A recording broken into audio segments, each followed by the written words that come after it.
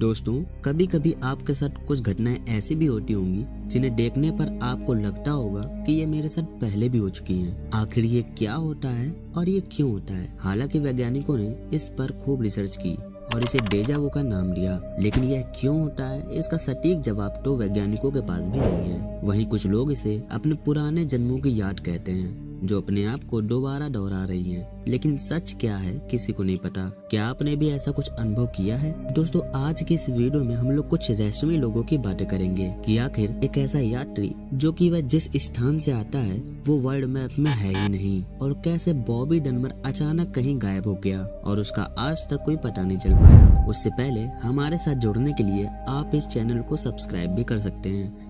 यह बात है 1912 की, जब बॉबी डनवर अपने परिवार के साथ लुइसियाना में एक स्वाइज लेक पर घूमने जाता है। तब बॉबी केवल 4 साल का होता है और अचानक गायब हो जाता है। उसे सब जगह खोजा जाता है, पुलिस में रिपोर्ट लिखवाई जाती है, लेकिन बॉबी का कुछ पता नहीं चल पाता। इस घटना के लगभग 8 महीने बाद पुलिस ने बॉबी को ढूंढ लिया, जो कि किसी विलियम वॉल्टर्स नाम के व्यक्ति के साथ था। लेकिन बात तो ये थी कि यह व्यक्ति कहता रहा कि यह बच्चा बॉबी नहीं है, बल्कि ये चार्ल्स ब्रूस एंडरसन है। लेकिन पुलिस ने इस व्यक्ति की कोई बात न सुनी। बॉबी को उसकी माँ के पास लाया गया और बॉबी की माँ ने बॉबी के शरीर के तिल और निशानों को देखकर ये स्पष्ट कर दिया कि ये लड़का चार्ल्स ब्रूस एंडरसन नहीं बल्कि बॉबी ही है। जिसके बाद विलियम वॉल्टर्स नाम के व्यक्ति को अपहरण के अपराध में सजा हो गई। दिन बीतते गए और बॉबी अपने परिवार के साथ घुल मिल गया। 1966 में बॉबी इस दुनिया को छोड़कर चला जाता है, लेकिन उसके 4 बच्चे थे जिनको बॉबी अपने साथ घटित हुई इस घटना को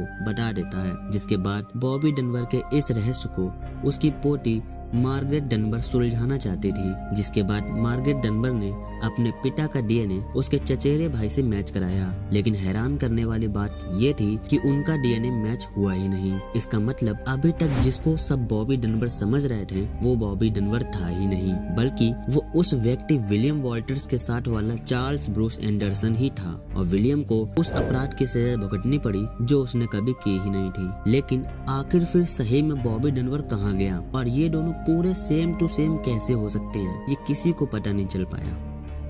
वैसे तो ये दुनिया रहस्यों से घिरी हुई है, जिनमें अफवाहों के साथ साथ कुछ सच्ची घटनाएं भी हैं।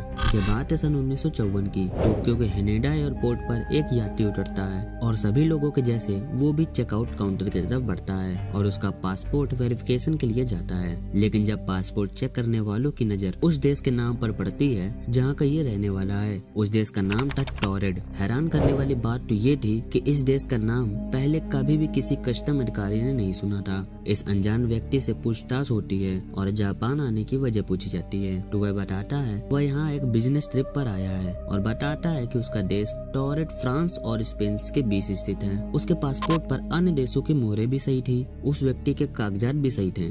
फिर भला गलत क्या था? गलत ये था कि जिस देश से आने का वह दावा कर रहा था वह देश दुनिया में कहीं मौजूद ही नहीं था। उसने जिस कंपनी से मीटिंग और होटल में रुकने की बात कही, वहाँ के मैनेजर ने साफ मना किया कि हम ऐसे व्यक्ति को नहीं जानते। और जब एयरपोर्ट के कस्टम अधिकारी ने उस यात्री को वर्ल्ड मैप में अपना देश खोजने के लिए कहा, तो उसने बताया कि ये मैप गलत है और उसने ये भी बताया कि उसका देश वहाँ 1000 सालों से स्थित है। उस यात्री की हर बात कस्टम अधिकारी को उलझाती जा रही थी और उस यात्री के दस्तावेज भी फर्जी नहीं लग रहे थे। और तो और इससे पहले भी वह कई बार टोक्यो आ चुका था। मामले को उलझता देखकर एयरपोर्ट अथॉरिटी ने एक होटल के कमरे में पुलिस कस्टडी के साथ उस अनजान यात्री के ठहरने की व्यवस्था कर दी। उन्हें लगा कि उन्हें इस व्यक्ति से और भी कुछ जानने को मिलेगा, मगर हर किसी की आंखें फटी की फटी रह गईं जब अगली सुबह वह उस बंद कमरे से न जाने कहां गायब हो गया। इतना ही नहीं, बल्कि जो दस्तावेज पुलिस ने उससे बरामद किए थे वे सब भी गायब थे। आखिर वह व्यक्ति कौन था और टोरेड देश का क्या राज था?